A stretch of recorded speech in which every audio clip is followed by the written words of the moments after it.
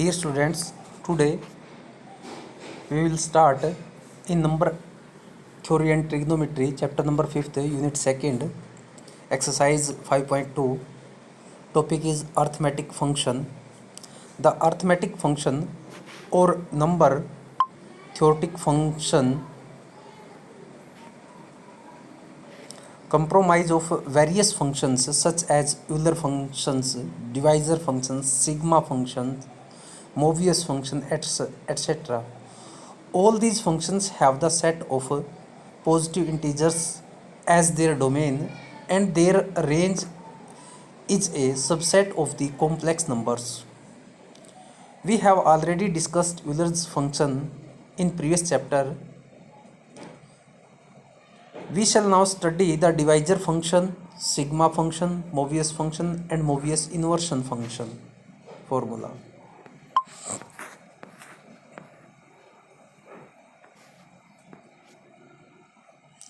Now next definition for divisor function of n. The divisor function of n is denoted as d of n or tau of n and defined as follows. For each positive integer n, we define dn as the number of positive divisor of n. In other words, d such that n to n such that dn is equal to summation 1 where d divides n, where summation 1 denotes the sum of as many ones as there are positive divisors of n. Again repeating, in other words, d such that n to n such that d of n, that is divisor function of n, is giving value as summation of 1 where d divides n, where summation 1 denotes the sum of as many ones as there are positive divisor of n. Making note, dn and d have different meanings. Now the next definition for sigma function of n. The sigma function of n is denoted as sigma n and defined as follows. The definition is, if n is a positive integer, then sigma function of n is defined as the sum of all positive divisor of n. In other words, sigma such that n to n such that sigma n is equal to summation of d where d divides n and d is greater than equal to 1 where d denotes the divisor of n. If n is a positive integer, then sigma kn is defined as the sum of the kth power of positive divisor of n. That is, sigma kn is equal to summation dk where d divides n and d is always greater than equal to 1 where the value of k can be any real number, positive, negative or 0. Now for example, since all the positive divisor of n when n is equal to 18 are 1, 2, 3, 6, 9, 18. Therefore, divisor of 18 are 6, means divisor of 18 are 6 numbers, which are 1, 2, 3, 6, 9, 18, which are in counting 6. And sigma n, sigma 18 is summation of all divisors of 18, that is 1 plus 2 plus 3 plus 6 plus 9 plus 18, value is equal to 39. Now making note, that is divisor of 1 is only 1 and sigma of 1 is also value 1, and second divisor of n equal to 2 implies, and there implies n is a prime number, and sigma of n is equal to n plus 1 implies and there corresponds n is a prime number. And number third, sigma of n is greater than n for n is greater than 1. Now next definition for perfect number. Definition: a positive integer n is said to be a perfect number if it is sum of its divisor other than itself. For example,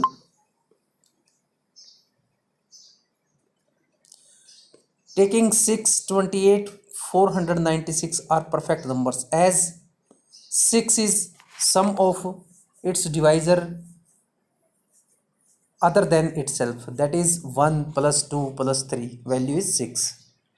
This implies summation of 6 or sigma function of 6 is equal to 1 plus 2 plus 3 plus 6 is equal to value is 12 and writing as 2 into 6. Similarly, 28 is also a perfect number, value is 1 plus 2 plus 4 plus 7 plus 14, that is 28, but value of sigma function of 28 is equal to 56 and value is 2 times of 28. Similarly, for sigma function of 496 is equal to 2 times 496. In other words, a positive number is a perfect number if sigma function of n is giving value as twice of n. Now, taking some theorems on divisor of n and sigma function of n. First theorem, if n is equal to p1 raised to power k1 into p2 raised to power k2 and so on pr raised to power kr, where ki's are greater than equal to 1 and pi's are distinct prime factors of n, then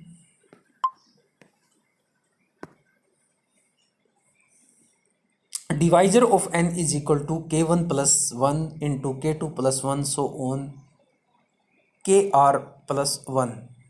And secondly, sigma function of n is equal to p1 raised to power k1 plus 1 minus 1 divided by p1 minus 1 into p2 raised to power k2 plus 1 minus 1 by p2 minus 1 and so on in multiplication pr raised to power kr plus 1 minus 1 upon pr minus 1.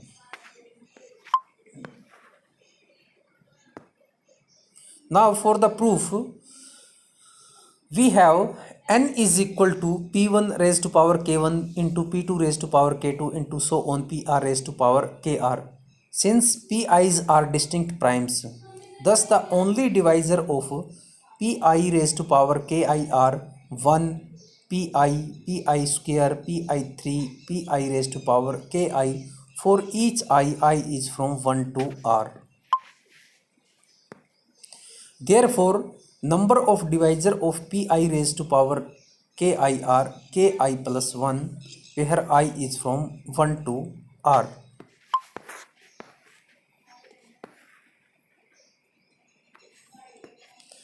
Now we know that every divisor of pi raised to power ki, I is from 1 to r, is also a divisor of n.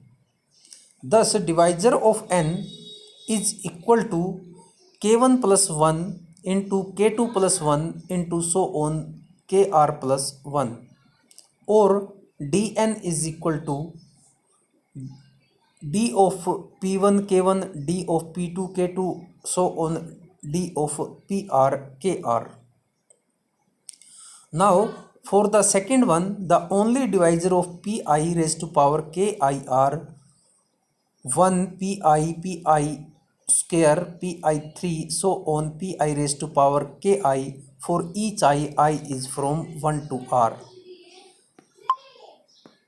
Therefore, the sum of divisor of pi raised to power ki is equal to 1 plus p1 plus p2 pi square plus so on pi ki, which are geometrical progression and its sum is given by the formula 1 first term into common ratio pi raised to power ki plus 1 minus 1 divided by pi minus 1, where I is from 1 to r.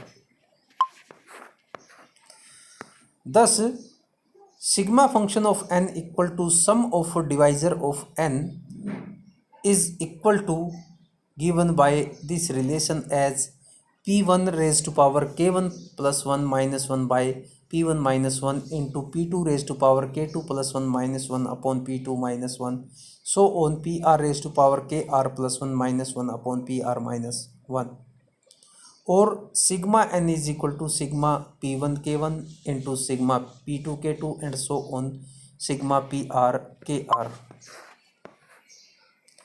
Now the second theorem, that is the function d, that is divisor function, and sigma function are both multiplicative function, or restating, prove that d of mn is equal to d of m d of n, and sigma mn is equal to sigma m sigma n for mn are co-prime. Now for the proof, let m and n be two co-prime positive integers. If m is equal to 1, n is equal to 1, then d of mn is equal to d1 equal to 1 d1 into d1, that is dm into dn. And sigma mn is equal to sigma 1 equal to 1 sigma 1 sigma 1 and sigma m into sigma n. Now if m is equal to 1 and n is not equal to 1, then the product of mn will be equal to n. This implies d of mn is equal to d of n is equal to 1 into dn is equal to dm into dn. And sigma mn is equal to sigma n. 1 can be written as 1 into sigma n and equal to sigma m into sigma n. Similarly, if m is not equal to 1 and n is equal to 1, then d of mn is equal to dm into dn and sigma mn is equal to sigma m into sigma n. Now again, if m is not equal to 1, n is not equal to 1, then mn is greater than 1, m is greater than 1, n is greater than 1. Therefore, let m is equal to p1 raised to power a1 into p2 raised to power a2 into so on pr raised to power ar, and n is equal to q1 raised to power b1 q2 raised to power b2 qt raised to power bt, where p1 p2 pr and q1 q2 qt are distinct primes. Therefore mn is equal to p1 raised to power a1 p2 raised to power a2 so on pr raised to power ar into q1 raised to power b1 q2 raised to power b2 q2 raised to power bt, and this implies d of mn is equal to a1 plus 1 a2 plus 1 so on ar plus 1 into b1 plus 1 b2 plus 1 bt plus 1, and therefore this is equal to dm into dn. And sigma mn is equal to p1 raised to power a1 plus 1 minus 1 upon p1 minus 1 into p2 raised to power a2 plus 1 minus 1 upon p2 minus 1 so on. In last, q2 raised to power bt plus 1 minus 1 upon qt minus 1, and this is equal to sigma m into sigma n. Thus in each case we observe that d of mn is equal to dm dn and sigma mn is equal to sigma m into sigma n. Hence d and sigma are both multiplicative functions.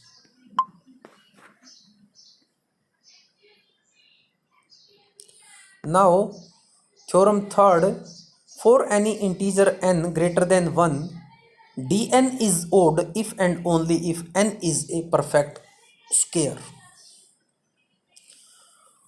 For the proof, since n is greater than 1, therefore by fundamental theorem of arithmetic we have n is the product of prime factors p1 raised to power k1 into p2 raised to power k2 so on pr raised to power kr, where p1 p2 pr are distinct prime factors of n. and integers ki raised to ki greater than equal to 1. We know that dn is equal to k1 plus 1, k2 plus 1, so on kr plus 1. Since dn is odd if and only if k1 plus 1, k2 plus 1, kr plus 1 is odd. That is, if and only if ki plus 1 is odd for all I from I is 1 to r. That is, if ki is even for all I is 1 to r. Suppose that ki is equal to 2mi for I is 1 to r.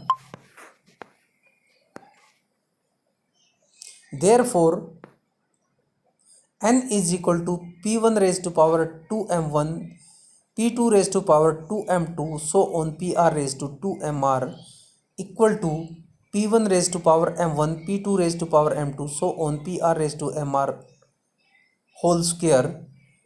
This implies that n is a perfect square. Hence, dn is odd if and only if n is a perfect square.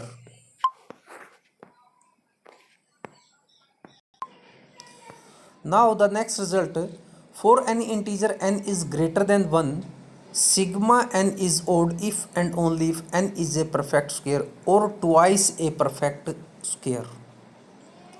For the proof, let n equal to p1 raised to power k1 into p2 raised to power k2, so on pr raised to power kr, where pi's are distinct primes and ki is greater than equal to 1 for all I.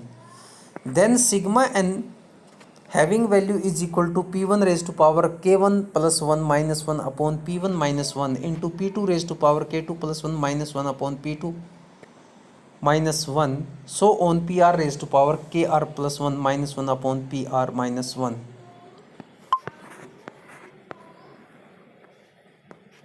And this is equal to 1 plus p1, so on p1 raised to power k1 into p1 plus p2 plus so on p2 raised to power k2 and so on 1 plus pr plus so on pr raised to power kr. Therefore, sigma n is odd implies and their correspondence, this product is odd and implies and their correspondence, each 1 plus pi plus so on pi raised to power ki is odd for all I is from 1 to r. Case first, if all pi's are odd, then sigma n is odd. Implies and their correspondence, ki is even for all I is from 1 to r, and implies and their correspondence, n is equal to p1 raised to power 2mi 2m1 into p2 raised to power 2m2, so on pr raised to power 2mr, where ki is equal to 2 twice of mi for some integer mi for all I is from 1 to r. Implies and their correspondence, n is equal to p1 raised to power m1 into p2 raised to power m2, so on pr raised to power mr raised to power 2, which is a perfect square. Now the second case, if one of pi, say p1 equal to 2 and all other primes are odd, then sigma n is odd implies and their correspondence, ki is even for all I from 2 to r.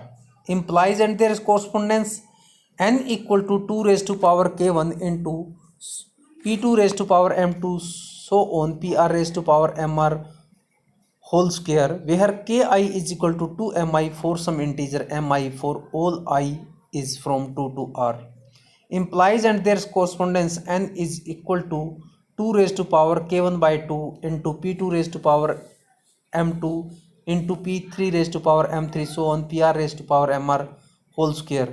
Now, if k1 is even, then n is equal to 2 raised to power k1 by 2 into p2 raised to power m2, so on pr raised to power mr raised to power 2 is a perfect square. And if k1 is odd, say k1 equal to 2m1 plus 1, then n equal to 2 into 2 raised to power m1, so on pr raised to power mr whole power 2 is twice of a perfect square. Hence, sigma n is odd if and only if n is a perfect square or twice a perfect square. Now the next result, if n is an integer greater than 1, then product of divisor d divides n is equal to n raised to power divisor of n by 2, where dn is the number of divisors.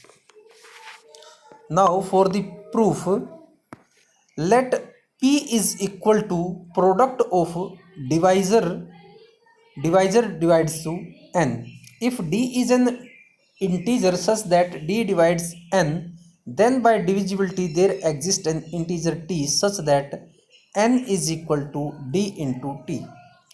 This implies t divides n and t is equal to n by d.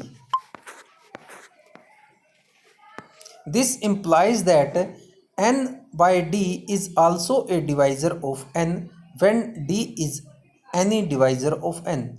Therefore, equation first can also be written as p is equal to product of t, where t divides n is equal to n divides d equal to product of n by d, where d divides n, marking this as 2. Multiplying first and second, we have p square is equal to product of n, where d divides n equal to n into n, so on dn times, divisor of n times. This is equal to n raised to power divisor of n. Therefore, p is equal to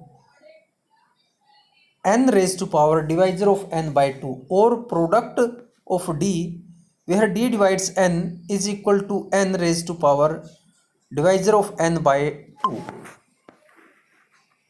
Now taking some solved problems. Example first, evaluate d of 630, d of 270, d of p square q square, where p q are distinct primes. Also find sigma function of all the numbers.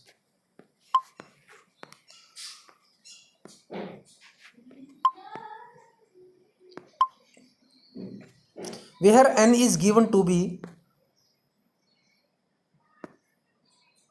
630, its prime factors are 2 into 3 raised to power 2 into 5 into 7, where p1 is 2, p2 is 3, p3 is 5, p4 is 7, and k1 is 1, k2 is 2, k3 is 1, k4 is equal to 1.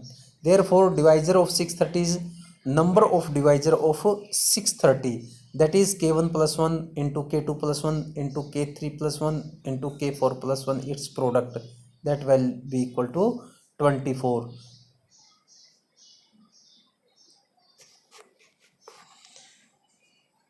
Next one, sigma function of 630, that is sum of divisor of 630, is equal to formula p1 raised to power k1 plus 1 minus 1 upon p1 minus 1, so on p4 raised to power k4 plus 1 minus 1 upon p4 minus 1.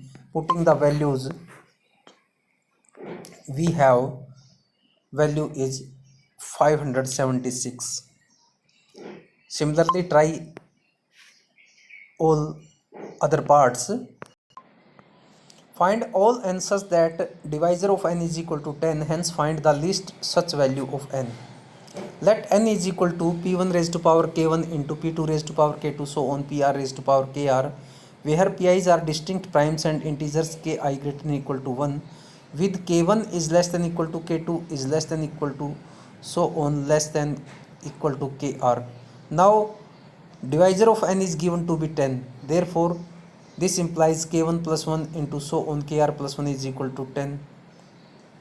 Since 10 is equal to 2 into 5 or 10 is equal to 1 into 5, therefore either r equal to 2 or r equal to 1.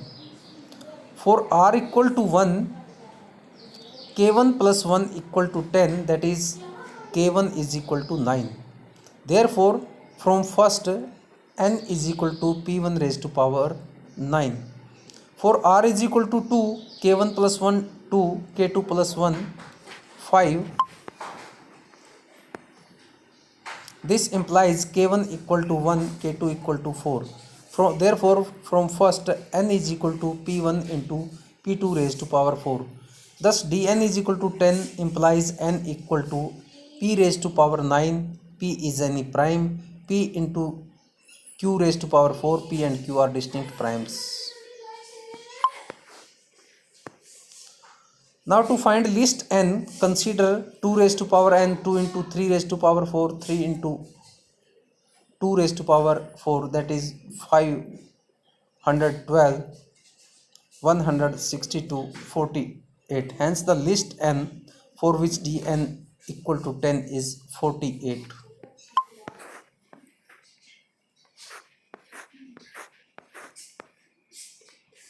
Now example number 4th.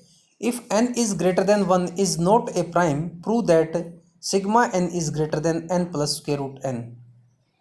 Solution: if n is greater than 1 is not a prime, then n must be composite. Let n is equal to a into b, and a is greater than 1 and a is less than equal to b, and both are less than n. This implies n is less than equal to b square. This implies square root n is less than equal to b. Since n has at least 3 distinct divisors, namely 1, b and n, therefore sum of all divisor of n greater than equal to 1 plus b plus n, that is sigma n is greater than equal to 1 plus b plus n, greater than equal to 1 plus square root n plus n, and which is greater than by square root n plus n. This implies that sigma n is greater than n plus square root n. If n is a power of 2, then prove that sigma n is odd. For the solution, we are given that n is a power of 2. If n equal to 2 raised to power 0 equal to 1, that is sigma 1 equal to 1. If n is greater than 1, let n equal to 2 raised to power k, k is greater than equal to 1, then sigma n is equal to sigma of 2 raised to power k equal to sum of divisor of 2k. This is equal to 1 plus 2 square plus so on 2 raised to power k, and this is geometric series, and summation is 2 raised to power k plus 1 minus 1 upon 2 minus 1, that is value is becomes 2 raised to power k plus 1 minus 1, which is odd as 2 raised to power k plus 1 is even for all k greater than equal to 1. Hence, if n is a power of 2, then sigma n is odd. Example 10th. If n be an integer which contains r distinct primes in its prime factorization, prove that divisor of n is equal to 2 raised to power r. For the solution, let n is equal to p1 raised to power k1 so on pr raised to power kr, where pi's are distinct primes such that k1 is equal to k2 is equal to kr is equal to 1, marking this as number 1. Now dn is equal to k1 plus 1 so on kr plus 1, that is equal to r times 1 plus 1, 1 plus 1, 1 plus 1 using first here. This is equal to 2 into 2 into r times, that is 2 raised to power r. Hence divisor of n is equal to 2 raised to power r. Dear students, try exercise number 5.2. If you have any problem, then discuss with me.